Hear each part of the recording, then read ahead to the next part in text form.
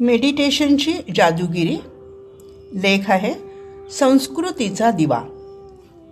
डिसेंबरचा महिना हा वर्षातील शेवटचा महिना. थंडीचा तो काळ आहे. हुरड्याचा सीझन, स्ट्रॉबेरीसारख्या फळांचाही सीझन आहे. 25 डिसेंबरपासून ख्रिसमस सणाचे मंगल पर्व आहे आणि 31 डिसेंबरची रात्र तर नवीन वर्षाचं स्वागत म्हणून साजरी केली जाते. नेहमीप्रमाणे आमची गच्चीवरील गप्पा गोष्टींची मैफिल सुरू होती. अक्षय वय वर्ष 25-26च्या दरम्यानचा असेल. आज पहिल्यांदाच या गप्पा गोष्टींमध्ये सहभागी झाला होता. तो म्हणाला की 31 डिसेंबरच्या सेलिब्रेशनचं काय काय प्लॅनिंग आहे. आम्ही मित्रमंडळी मोठ्या हॉटेलच्या पार्टीमध्ये सहभागी होणार होतो, परंतु पहा ना, या कोरोनामुळे आता तेही शक्य नाही. सरोदे आजोबाही उपस्थित होते. ते म्हणाले, काय रे अक्षय, तुम्ही हॉटेलमध्ये जाऊन करताय काय? वेडेवाकडे नाचता, दारू पिता, नाही त्या गप्पा मारता. शोभतं का तुम्हाला हे? सरोदे काका जरा तावातावानेच बोलत होते. किशोरदांनी त्यांना शांत केलं. म्हणाले, आजोबा, तरुण पिढीची अशी दयनीय अवस्था होत चालली आहे, हे मात्र खरं आहे. खरंच वाईट वाटतं बघा.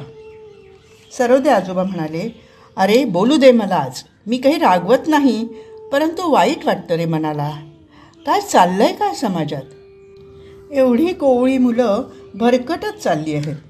त्यांच्यासमोर काही आदर्शच राहिला नाही.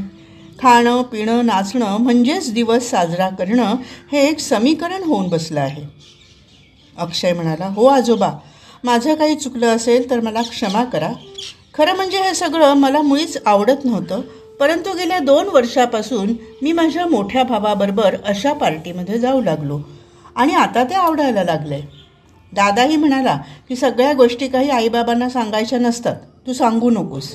मी पण काही सांगितलं नाही, परंतु तुम्ही म्हणता ते मला पटतंय. असं काही करण्याची माझी अजिबात इच्छा नव्हती, परंतु नाईलाज आहे, दुसरा मला चॉईसच नव्हता. सिंधू काकू म्हणाल्या, अक्षय अगदी मनातून बोलत आहे. बहुतेक भारतीय मुलांना अशा गोष्टी आवडत नाहीत, परंतु मित्र, मोठा भाऊ यांच्या संगतीत त्यांना ते करावं लागतं आणि मग त्याची सवयच लागून जाते. आता TV, चित्रपट आणि इतर प्रसार माध्यमातूनही त्याचंच विकृतीकरण झालेलं आपण पाहत आहोत. यामुळे तरुणांच्या कोमल मनावर विकृतीचे ओरखाडे उमटतात. सुलजाताई म्हणाल्या, हो, या तरुण वर्गात तरुणी पण काही मागे नाहीत. त्याही रात्री अपरात्री अशा पार्टीमध्ये हजेरी लावतात. सगळाच गोंधळ आहे. आपला समाज कुठल्या दिशेने जात आहे हे पाहून वाईट वाटतं बघा.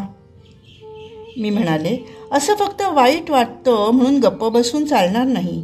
सर्वांनी आपापल्या परीने प्रयत्न करायलाच हवेत. अंधार फार झाला म्हणून खचून न जाता किंवा अंधाराला पकडून बाहेर फेकून देण्याची निष्फळ कृती न करता आपणच एक पणती प्रज्वलित केली तर संस्कृतीचा दिवा उजळल्यामुळे विकृतीचा अंधार आपोआपच नष्ट होईल. अक्षय म्हणाला, हो खरंच आहे. अंधाराला आपण पकडू शकत नाही आणि त्याच्या मागे लागलो तर तो पुढे आणि आपण मागे, हे चक्र कधीच संपणार नाही. त्यापेक्षा एक दिवा आपणच प्रज्वलित करूया, म्हणजे अंधाराचं साम्राज्य संपुष्टात येईल. या लेखाचा उर्वरित भाग पुढील फाईलमध्ये ऐकूया. आंतरराष्ट्रीय नोबेल पीस अवॉर्डसाठी नामांकित श्री जन्माचे स्वागत करा चळवळीच्या आद्यप्रवर्तक आणि राजयोगा मेडिटेशन जीवनपद्धतीच्या अभ्यासक डॉक्टर सुधा कानकरिया लिखित पुस्तक मेडिटेशनची जादूगिरी.